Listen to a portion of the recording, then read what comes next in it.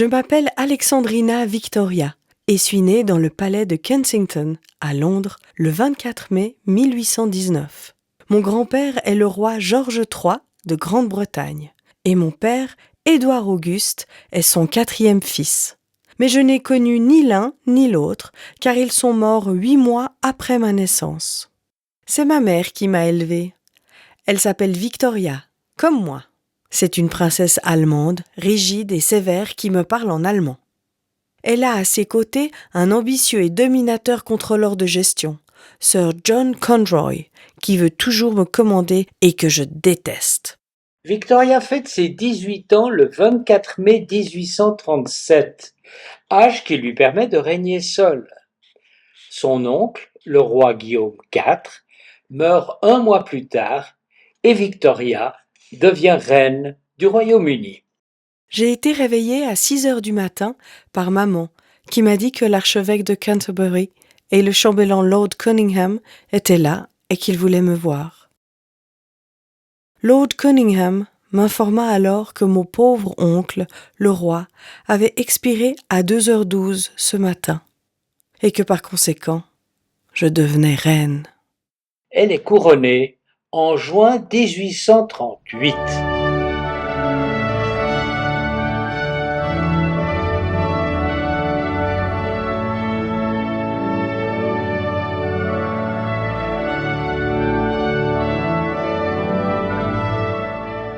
Même si elle est reine, Victoria demeure une jeune femme célibataire, sensuelle et douée pour le dessin.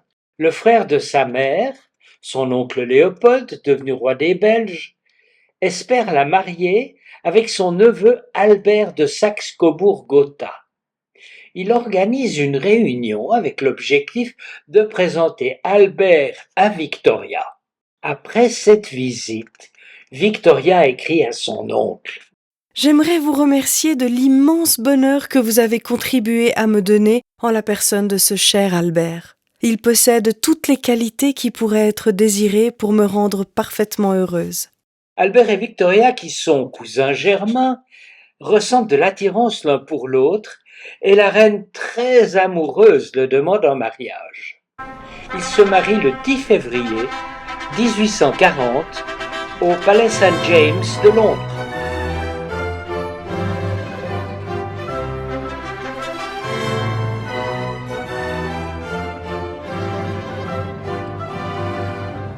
La reine Victoria et son mari ont 9 enfants en 21 ans de mariage et leur descendance comporte à ce jour près d'une trentaine de monarques qui se retrouvent dans toutes les familles régnantes d'Europe. Ces liens de sang font de Victoria l'ancêtre commun de pratiquement tous les héritiers des trônes d'Europe.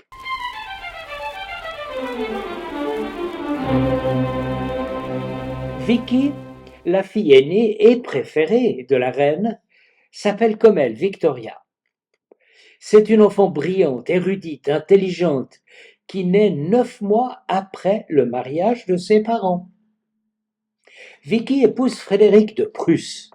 Elle devient impératrice et mère de l'empereur Guillaume II.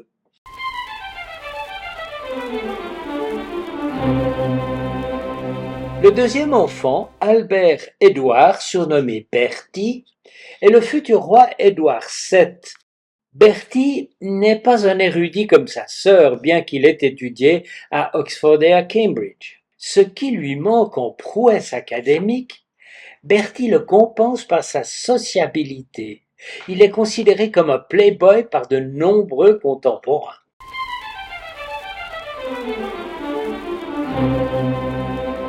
Alice, troisième enfant, est considérée comme la beauté de la famille. Elle se marie à Louis de Hesse. Sa fille Alix épouse Nicolas II, le dernier tsar de Russie, et son arrière-petit-fils, Philippe d'Édimbourg, convole en juste noces avec Élisabeth II.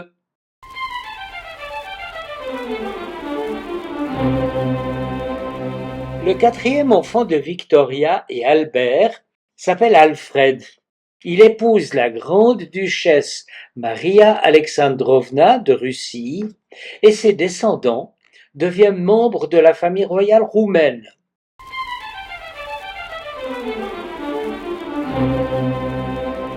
Elena est le cinquième enfant. Elle épouse le prince Christian de Schleswig-Holstein et tous deux restent à proximité de la reine.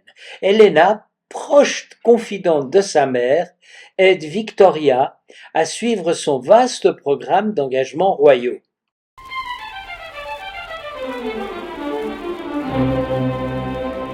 La quatrième fille de Victoria et Albert, Louise, elle est la plus jolie des filles de Victoria. Elle suit une éducation artistique.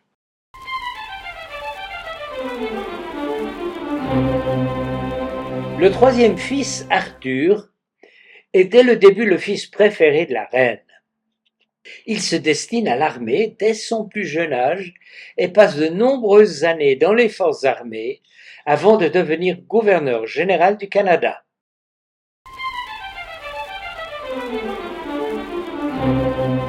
Plus jeune de ses fils, Léopold fait preuve d'une curiosité intellectuelle et devient un érudit. Il est atteint d'hémophilie, une maladie transmise par sa mère, et il en décède à l'âge de 30 ans.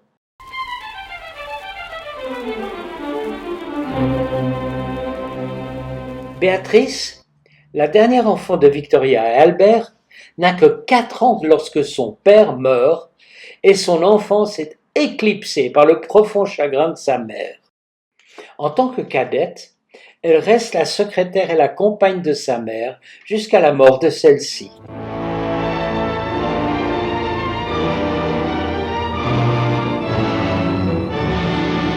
1861. C'est l'année maudite. Début décembre, Albert tombe gravement malade et décède de la fièvre typhoïde le 14 décembre 1861. Victoria est anéantie. Elle reste en deuil et porte des vêtements noirs jusqu'à la fin de sa vie.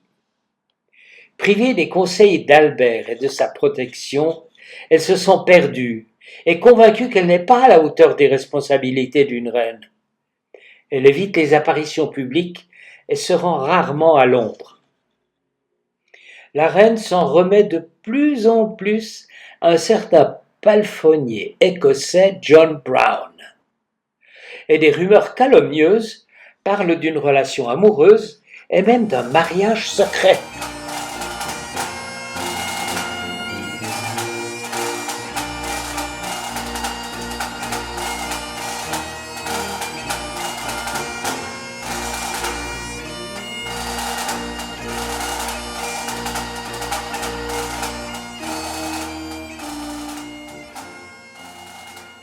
C'est lors d'un séjour en août 1865 dans la maison d'été de Rosenau près de Cobourg, dans laquelle le prince Albert est né, qu'une idée nouvelle commence à germer dans l'esprit de Victoria. Et elle la soumet au général Grey dans une note. La reine estime qu'elle devra essayer un jour de passer 4 semaines dans un endroit complètement calme, en Suisse ou au Tyrol, où elle pourra refuser tous les visiteurs et avoir une tranquillité totale. Des vacances en Suisse sont vivement recommandées par le médecin personnel de la reine, le docteur William Jenner. En même temps, elle retrouvera son bien-aimé par procuration. En effet, Albert était allé en Suisse centrale en 1837, avant leur mariage, et lui avait envoyé un brin de rhododendron en fleurs ramassé au Rigi. Les vacances suisses de la reine se préparent pour août 1868. Le voyage doit cependant être incognito. La reine annonce alors qu'elle part à l'étranger sous le nom de la comtesse de Kent. Les autorités locales étant ainsi dispensées de la nécessité de rendre hommage à un chef d'État. S'adressant à sa fille, elle lui dit « Vos 2 sœurs, Léopold et Arthur, mes inséparables, m'accompagnent. C'est à Lucerne que je vais. S'il vous plaît, ne le trahissez pas.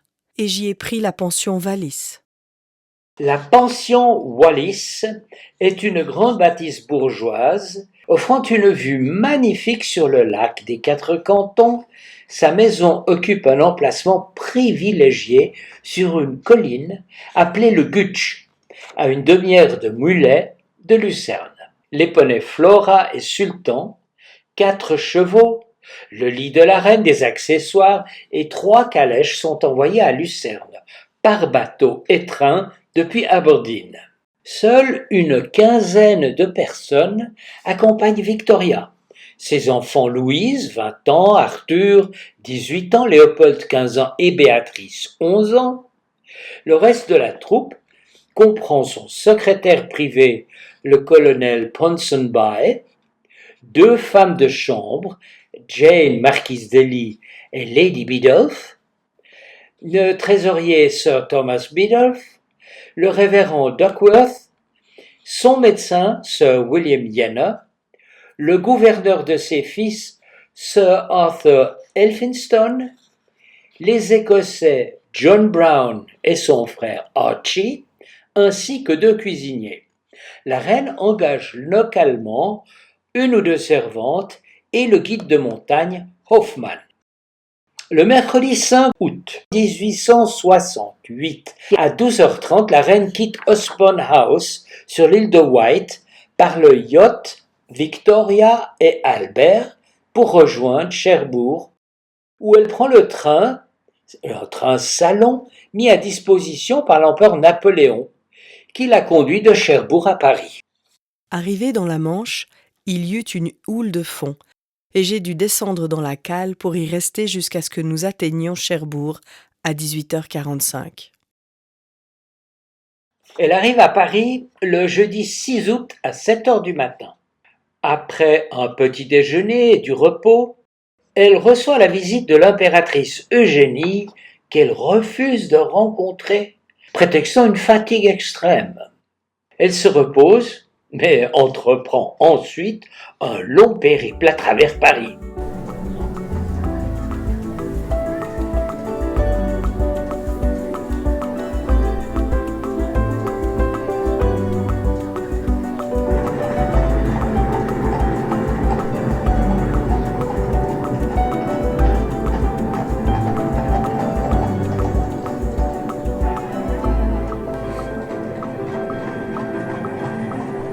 Le train impérial l'emmène en soirée de Paris à Troyes, puis Bâle, Olten, et arrive à Lucerne dans l'après-midi du vendredi 7 août. De la gare de Lucerne, c'est sa calèche, le Balmoral Sociable, tiré par 4 chevaux, tous venus d'Aberdeen, qui emmène l'équipage à la pension Wallis. Parvenue à la pension, au soleil couchant, la reine est immensément ravie et réalise le lendemain une aquarelle de la magnifique vue sur le Rigi et le Pilate. Grâce au bateau à vapeur, le Winkelried, mis à sa disposition, elle visite la chapelle de Tell, Flüelen, Laxenstraße et Brunnen.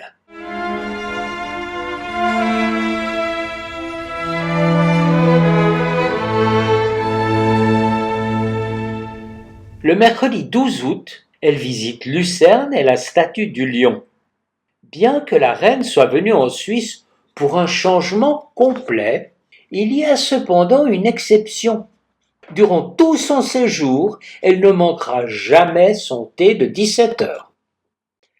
En choisissant la Suisse, elle a pour objectif de trouver un air vivifiant. Or, une longue vague de chaleur s'abat sur Lucerne dès son arrivée. Pour rejoindre le frais, elle entreprend alors un voyage bien au-dessus des limites des arbres. Je me suis levée tôt ce samedi 22 août et à 8h15, je quittais Lucerne avec Louise et Janie en direction du bateau à vapeur où nous nous embarquâmes et retrouvâmes Sir Thomas Biddulph et Sir William Jenner. La brume pesait encore lourdement sur les sommets des montagnes, mais s'est progressivement dissipée et le lac était magnifique alors que nous nous dirigions vers Flüelen.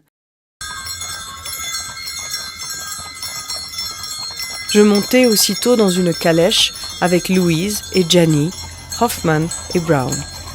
Nous sommes partis avec la poste habituelle, très bien conduite avec 4 petits chevaux avec des cloches sur leur harnais. Vers 13h, nous arrivâmes à Vassen, très bien situé, où nous nous arrêtâmes pour prendre notre déjeuner et donner du repos aux chevaux. Nous continuâmes, après une demi-heure, nous atteignîmes la vallée de Göschenen, où le paysage est très sauvage.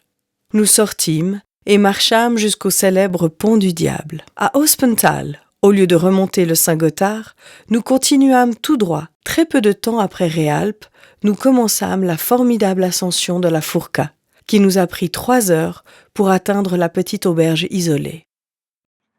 L'hôtel Furka est le seul hôtel du col. Interdit d'accès aux voyageurs depuis la veille, ce qui provoqua de nombreux mécontents. Suzanne, l'arrière-petite-fille des propriétaires de l'hôtel Furka, raconte. Parce qu'il faisait trop chaud à Lucerne quand elle a débarqué. On lui a proposé un hôtel à 2004. Elle a dit « Ah oui, oui, je vais aller ».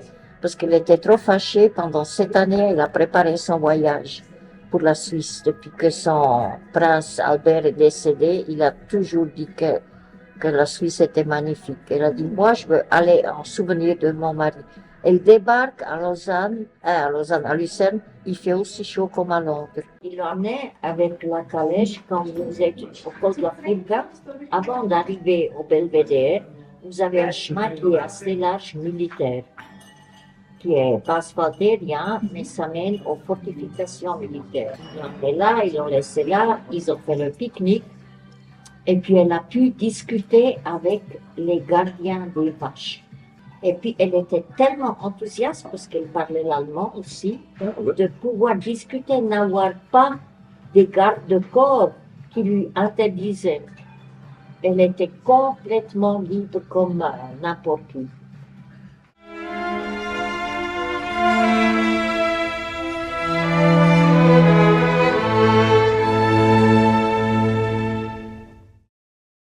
Le lendemain, le dimanche 23 août, la reine se lève tôt, contrariée. Je dois lui dire qu'il fait trop froid. Vous imaginez à 2400 mètres, un hôtel qui n'a pas de chauffage. Mais cela ne l'empêche pas d'aller visiter le glacier du Rhône, qui à cette époque surplombe la route du col de la Furka. Après le déjeuner, nous sommes partis pour le glacier avec Louise et Gianni, en sociable, avec seulement une paire de chevaux. Nous sommes arrivés au premier virage de cette route tout près du glacier, dont l'effet ne peut être décrit. Nous avons marché avec Louise, Gianni, Hoffman et Brown sur la route. Nous étions dans la plus grande admiration du splendide panorama. Au retour, nous sommes remontés dans la voiture et avons pris notre thé et avons dessiné. Retour vers 18h45. Le matin du lundi 24 août, grand soleil. La vue est magnifique. La reine et Louise restent à dessiner et peindre derrière la fenêtre de l'hôtel. À 11h, je suis sortie, j'ai grimpé un peu à flanc de colline, au pied du Furkahorn, et je me suis assise en dessinant.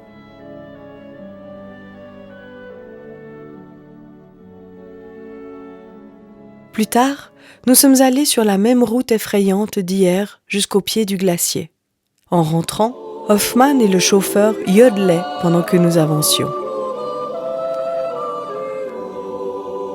Le lendemain matin, le mardi 25 août, l'heure est venue pour la reine Victoria de retourner à sa pension lucernoise. J'ai extrêmement bien dormi et je n'ai pas souffert du froid. À 10h30, nous avons quitté la Furka, où nous avions passé un moment des plus intéressants. Et j'y repenserai avec plaisir et gratitude d'avoir pu voir toutes ces merveilleuses œuvres de la nature. Après avoir goûté au véritable air alpin, la reine Victoria en veut désormais plus. Renforcée après un jour de repos, la reine se réjouit de gravir le Rigi, la montagne la plus connue du monde et qu'elle voit chaque fois qu'elle regarde le lac depuis sa pension. Elle se souvient aussi que c'est depuis le Rigi que le prince Albert lui avait envoyé en 1837 le précieux rhododendron qu'elle emporte toujours avec elle. À 10h, départ pour monter à bord du vapeur sur lequel nous emmenâmes nos poneys et les palefreniers. En 40 minutes environ, nous atteignîmes Vegas. Directement derrière la petite ville, la montée commença immédiatement, terriblement raide. Enfin, nous arrivâmes en vue du Rigi Kaltbad, à environ 1200 pieds en dessous du sommet, qui se trouve à 5910 pieds. Nous nous arrêtâmes une dizaine de minutes à l'ombre d'un petit chalet. Nous remontâmes ensuite sur nos poneys jusqu'au Rigi Kulm, où se trouvait un très grand hôtel où les gens passaient la nuit pour voir le soleil se lever. Je suis restée au sommet pendant environ 10 minutes en contemplant la vue splendide.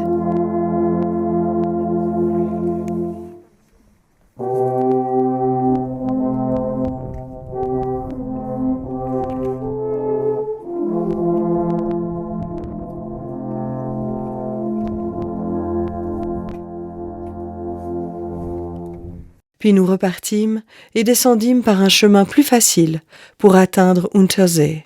Là, dans un pré, nous prîmes notre thé et dessinâmes un peu. Je suis rentrée à 20h. Je sentis que cela avait été une journée magnifique. Après une journée dominicale de repos, la reine Victoria veut monter sur l'autre montagne qu'elle voit depuis sa fenêtre, le Pilate.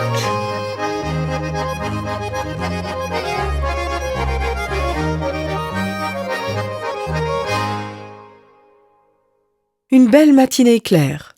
J'ai monté la bonne vieille Flora et Louise Sultan. La route était pour la plupart du temps terriblement caillouteuse, glissante, avec des pierres pointues, très éprouvante pour l'homme et la bête, bien plus fastidieuse que le Rigi. Arrivé au sommet, là où la vue était la plus étendue et la plus magnifique, l'air était bon et pur. J'ai passé mon temps à dessiner, à faire quelques petits achats et à écrire mon nom dans le livre d'or de l'hôtel. Peu après 16 heures, nous avons commencé notre descente. J'ai marché non sans difficulté, tenu par le bras fort de Brown et avec un bon bâton. Lors de la dernière semaine de séjour en Suisse, la reine visite encore plusieurs endroits, tels que le col du Brünig, Brunnen et ses environs, ainsi que Seelisberg.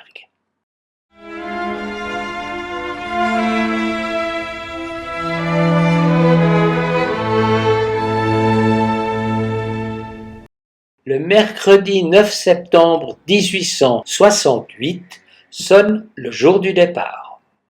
À 18h45, nous avons quitté la chère petite maison confortable de la pension Wallis. Nous sommes allés en voiture avec les 3 enfants jusqu'à la gare de Lucerne. En montant dans le train, je pris congé du bon Hoffmann par la fenêtre du salon. C'est le train salon de l'empereur Napoléon III, le même qu'à l'aller, qui se dirige maintenant vers Paris. À coup de sifflet de départ, le train part pour Cherbourg, où la reine quitte le chemin de fer pour son yacht. Une fois débarquée à Portsmouth ce vendredi 11 septembre, après avoir traversé la Manche, la comtesse de Kent redevient la reine d'Angleterre, et c'est le retour à la vie quotidienne.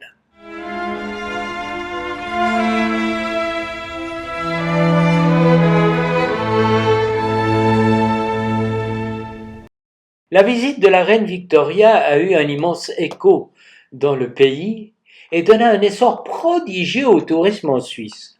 Le nouveau bateau à vapeur Victoria a commencé à sillonner le lac des Quatre Cantons en 1871 déjà, tandis que dans la Suisse, les hôtels appelés Victoria se multiplient. Christoph Lichtin, le directeur du musée historique de Lucerne, décide en 2018 de commémorer le 150e anniversaire de la visite secrète de la reine Victoria à Lucerne. On y découvrit de nombreux documents et photos, ainsi qu'un objet original dont Suzanne Muller nous donne la description. Au musée, ils m'ont trouvé moi comme descendante, ils m'ont dit vous aurez des choses. Mais j'étais l'unique de tous les gens qui ont contribué, qui a pu offrir des objets. Tous les autres avaient que des photocopies et des lettres. Il n'y avait pas un objet, c'était que les miens qui venaient de cet hôtel. Un, c'était la toilette, je suis sûre qu'elle l'a utilisé, parce que c'était un cube de bois, et on voit pas ce que c'est. quand on ouvre en haut ou ici devant, c'est une pièce en émail. Et j'ai pas dû réfléchir longtemps. Hein. Et je savais qu'ils n'avaient pas d'eau la première année. Ils avaient de l'eau dans la source, leur propre source, mais pas dans l'hôtel. Le client, il a sonné et il a dit j'ai besoin de la toilette. Ou bien il a sonné quand il avait fini et c'était dans une pièce pour les toilettes, voyez. Le prince Michael de Kent a fait le déplacement jusqu'à Lucerne pour visiter l'exposition consacrée à son aïeule, la reine Victoria. Le Britannique de 76 ans, cousin de la reine Élisabeth II, s'est montré particulièrement impressionné par la manière dont l'exposition a réussi à retracer l'état d'esprit de son aïeule lors de son séjour à Lucerne. Le séjour évoqué a redonné à la reine, endeuillée par la mort de son mari, une bouffée d'espoir, note le prince de Kent. Victoria n'était pas cette figure historique et cette femme extrêmement puissante. C'était aussi une peintre talentueuse